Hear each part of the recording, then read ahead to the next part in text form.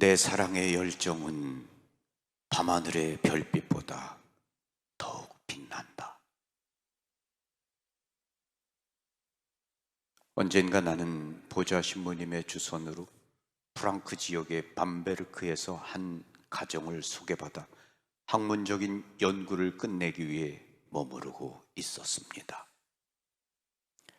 남작인 주인은 세상을 누비고 다니는 사람이었고, 세계대전 중 우크라이나의 수도까지 말을 타고 누비며 다녔던 장교였습니다. 그는 나의 연구의 한 부분을 도와주었으며 자주 그의 집무실로 초대해서 정치라든지 예술이나 종교에 대해 함께 대화를 나눈 것을 무척 기뻐했습니다. 그의 집무실의 빛이 밝은 곳에는 정교하게 깎아 만든 가정용 미사 제대가 있었는데, 갈 때마다 늘 신선한 꽃으로 장식되어 있는 것을 볼 수 있었습니다. 난 그저 대를 이어온 성모 경경에 대한 전통적인 관습이려니 생각해 왔는데, 내가 놀란 것은 세상을 누비고 다녔고 많은 경험과 정신력을 갖추었다고 짐작되는 남작이 저녁 어둑어둑할 때 울린 삼종 소리에 대화를 중단하고 성모상 앞 은촛대에 촛불을 켜고 잠시 동안 침묵의 기도인지 관상에 빠진 듯한 그를 본 것입니다.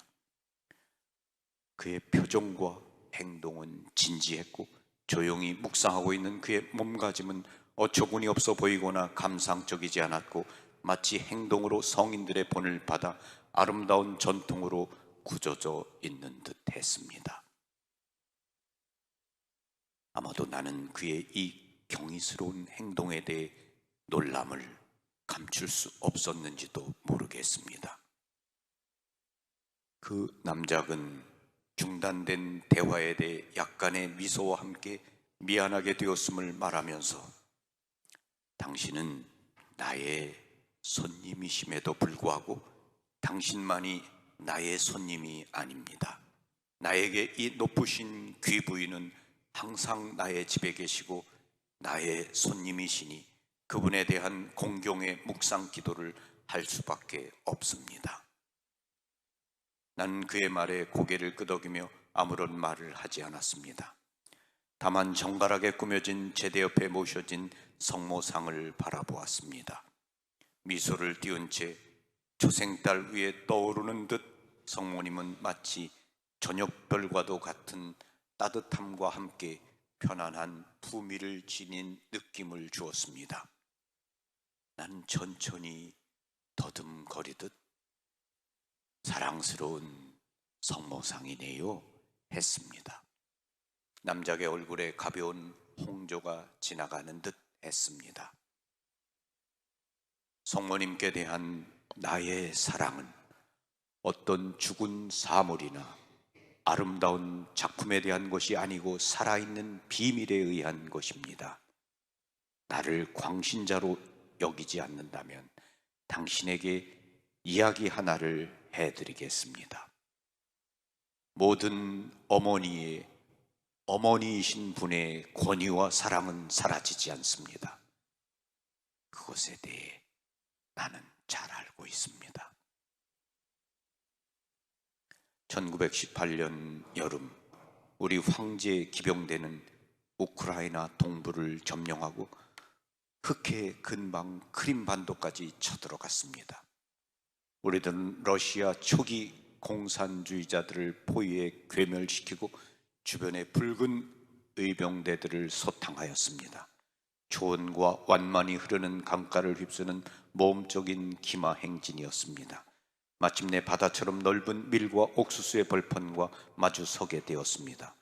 굶주리던 우리 독일이 황금 같은 추수를 기대하였지만 공산주의자들은 이 곡식 벌판을 불질러 버렸습니다. 연기는 동네와 동네로 이어지고 매운 연기로 눈을 뜰 수 없게 만들었을 뿐 아니라 하늘과 땅을 뒤덮어 버렸지요. 그리고 반쯤 타담한 동네에서 기습을 당해 격렬한 전투 끝에 우리는 포로가 되고 말았습니다. 천병대로 12명으로 구성되었던 우리는 본 부대와는 멀리 떨어져 있는 상태였습니다. 공산주의자들은 후퇴하면서도 복수심으로 포로들을 잔인하게 다룬다는 것을 들어 익히 알고 있었기에 최악의 경우를 생각해 떨었으며 도망치려고 기회를 엿보고 있었습니다. 공산주의자들은 포로인 우리들을 가까운 도시로 끌고 갔으며 그곳에서 신문하였습니다. 붉은 군대의 주의자는 체코 프라하 사람인데 러시아로 국적을 바꾼 자로서 날카롭고 당돌한 인상을 주는 사람이었습니다. 그는 독일어를 썩 잘하였으며 우리를 면밀히 조사하였습니다. 특히 귀족 출신 장교인 나에 대해서 철저히 무시하려는 듯 보였습니다. 냉소적인 표정으로 바라보며 나의 계급과 신분에 대해 과도히 존경하는 채 하는 말과 행동으로서 부하들이 보는 앞에서 나의 체면을 깔아 뭉개는 것이었습니다. 나는 비굴하지 않으려 조심하였습니다. 그는 나의 지갑을 뒤지고 서류들과 증명서들을 흩어보았으며 하나하나 꺼내어 책상 위에 올려놓았습니다. 그러다 갑자기 메달 한 개를 집어들었습니다. 아름답게 주조된 프랑켄 지방의 수호자이신 성모님의 성패였습니다. 그것은 대주교 직위 수요 성패로서 어머니께서 주신 것이었습니다. 지금 그것을 녀석이 손가락 끝에 걸고 밝은 빛을 향해 들여다 보면서 그 웃음이 무엇을 의미하는지는 알 수 없지만 비웃는 것인지 관용인지 또는 감동인지 모를 묘한 웃음을 짓고 있었습니다.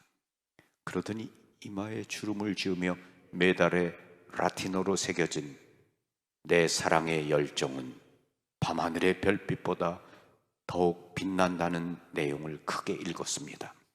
그것은 마치 하늘의 여왕님께 존경과 사랑을 바치는 자식들에 대한 성모님의 대답처럼 들렸습니다.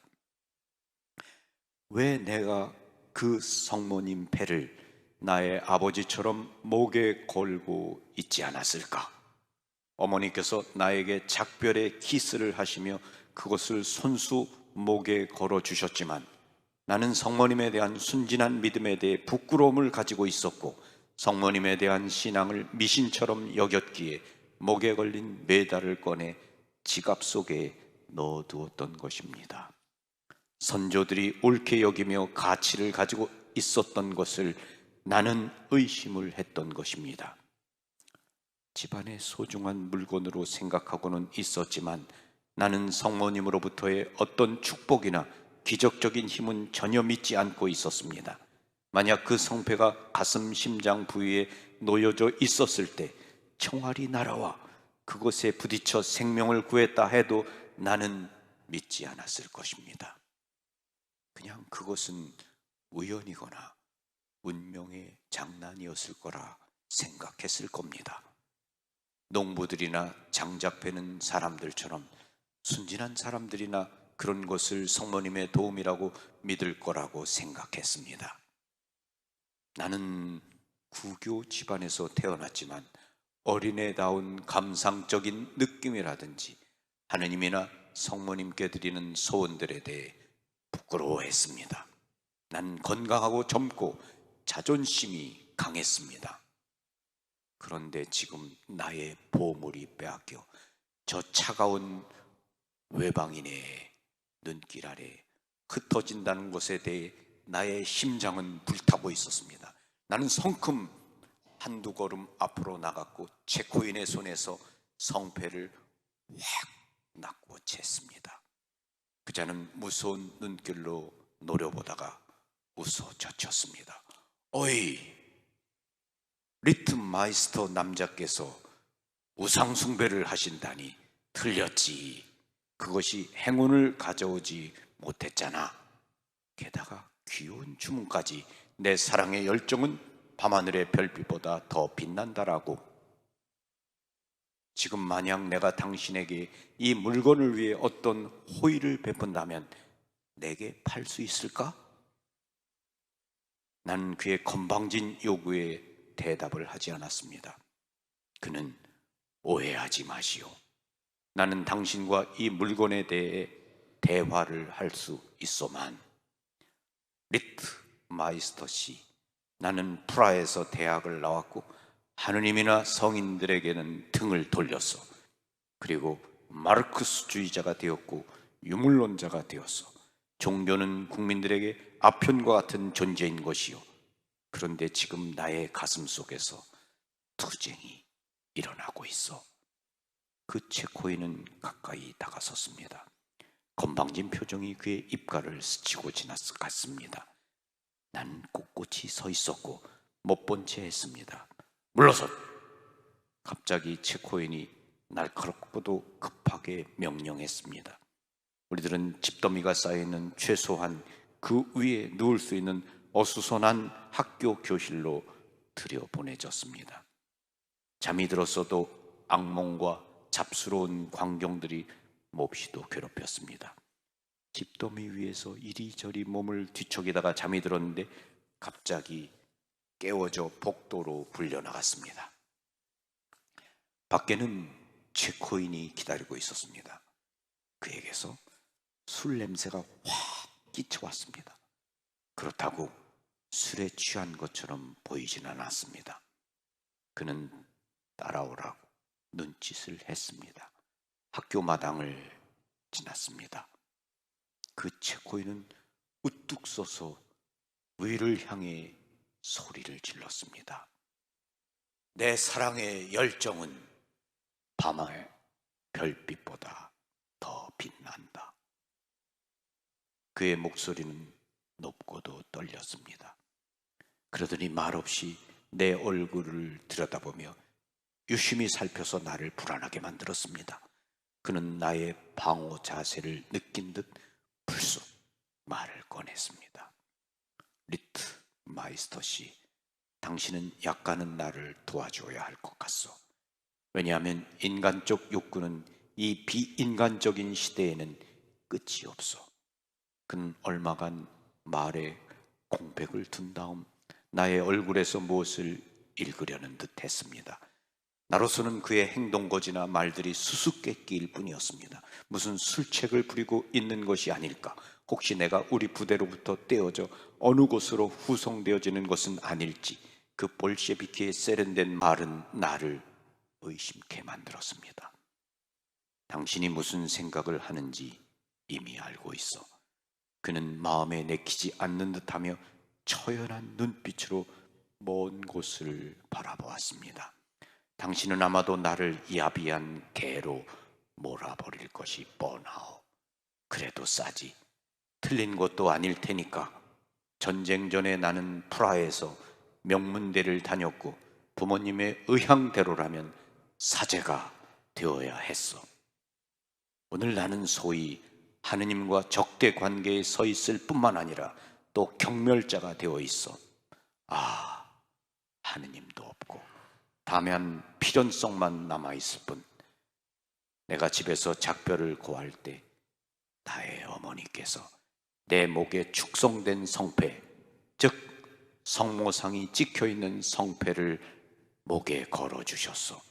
나에게 행운이 있기를 기원하시면서 오늘 내가 당신의 성패를 손에 들었을 때 나는 내 몸속으로 치밀어 오는 어리석은 감격스러움과 야유와 비웃음과 싸워야만 했어.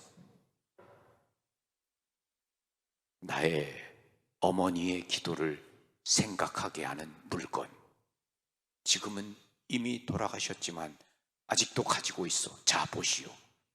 그는 낡고 오래된 목에 걸기 위해 구멍이 뚫린 은전을 지갑에서 꺼내 나에게 내밀었습니다. 그가 보여준 은전에는 보헤미아 체코의 한 지방의 수호자인 성모님이 빛의 관을 쓰고 계신 모습이었습니다. 그는 어깨를 으쓱해 보이며 글쎄 왜 이 물건을 가지고 있느냐고, 감상적이라거나 할까? 또는 마음과 머리와는 불일치를 이룬다거나 할 수 있을까? 나는 나의 삶을 착각에 빠진 이상을 향해 많은 시간을 낭비했어. 그것에 대해 더 이상 말하고 싶지 않고 지금 내가 공산주의자 편에 속해 있다는 것으로 충분한 증명이 될 테니까. 그런데 이상도 하지. 성모님은 아직도 나의 가슴 속에 사랑으로 남아있다니. 그분을 향해 나는 어떤 증오심도 갖고 있지 않소. 아마도 모든 어머니들의 어머니이시기 때문이 아닐는지. 그분은 영원한 어머니로서의 본성을 지니셨기 때문에, 그분은 우리의 꿈이고 시이기 때문이 아닐는지. 환각이 필요할 때지 이 발가벗어진 나의 존재를 견디어내려면 사랑스러운 우리들의 어머니는 찬미 받으소서. 마지막으로 내뱉은 말 끝에서 그의 얼굴은 고통으로 일그러지고 있었습니다. 당신과 나의 어머니께서 기도하신 대로 예견된 행운과 그리고 마술 주문이 효력이 나타난 것을 증명해보고 싶은 충동이 일고 있어 앞으로 계속 행군 중에 기회가 있을 것이요, 당신에게 충고하는데 그 체코인은 가까이 다가와서 속삭였습니다. 도망치시오. 그리고 그는 혹시 누가 들을까 주위를 살피면서 내일 독일군이 들어오면 우리는 후퇴할 것이요, 도중에 경보가 울리고 혼란이 생길 것이요, 그때 기회를 이용하시오, 리트 마이스터 씨. 그렇지 않다면 볼셰비키는 장난으로 총을 쏘았습니다. 나를 이해하겠소? 자, 나는 어리둥절해서 그를 다시 보았습니다. 내 부하들은, 그는 곧바로 눈짓을 했습니다. 좋소. 나의 소망과 함께 좋은 밤이 되기를. 다음날 우리는 그들에게 끌려가고 있었습니다. 그 체코인주의자는 더 이상 우리를 거들떠보지 않았습니다. 우리는 어떤 들판의 곳간에서 점심 휴식을 하도록 허락을 받았습니다. 그때 멀리서부터 격렬한 총성이 울리는 소리가 들려왔습니다. 우리들을 지켜보던 보초가, 그는 수시로 우리를 사살할 것처럼 위협을 주던 자였는데 불려나갔습니다. 그때를 틈타 우리는 곧바로 도망을 쳤습니다. 훔쳐탄 트럭에는 러시아인들의 군복과 무기들이 실려 있었습니다. 우리들은 강둑을 따라가다가 곧바로 독일군을 만날 수 있었습니다. 그 체코인은 약속을 지켰고 우리에게 자유를 안겨준 것입니다. 그의 존재 깊은 곳에는 인간성에 대한 동경이 잠재해 있던 것입니다. 그가 늘 성모님께 기도하던 자기 어머니를 기억해내고 그에게 선과 용기가 아직도 그의 속에서 이질적으로 내재해 있지 않았던 것이지요. 어쨌든 그때부터 나는 나의 목에 그 성모님 패를 걸게 되었고 더 이상 부끄러움을 느끼지 않게 되었습니다. 시간이 흘러 전쟁은 이미 예전에 끝났지만 감사하는 마음은 나의 속에서 계속 자라고 있습니다. 삼종이 울리는 저녁 때마다 가정제대 앞에서 촛불을 밝히던 나의 어머니는 돌아가셨지만 그 후 그 아름다운 예절은 내가 이어받아 대신하고 있습니다. 낭만적으로 하던 공경이나 습관으로부터 점차 진정한 신앙으로 바뀌어 갔습니다. 내가 모든 어머니들의 어머니, 영원한 모성, 언제나 믿음을 주시는 성모님을 믿기에 내가 행하는 몸가짐이 어린애처럼 보일지라도 바꿀 생각은 없습니다. 우리가 지닌 감성이나 이성이 하느님의 힘에 대해 무엇을 또 얼마나 알 수 있습니까? 남작의 눈에는 고요한 기쁨이 반짝이고 있었습니다. 나는 영원한 여왕, 하늘의 어머니, 내 주위를 에워싸 그대로 살아가게 만드신 성모상 앞에서 그의 말을 인용해 끝맺으려 합니다. 내 사랑의 열정은 밤하늘의 별빛보다 더 빛난다.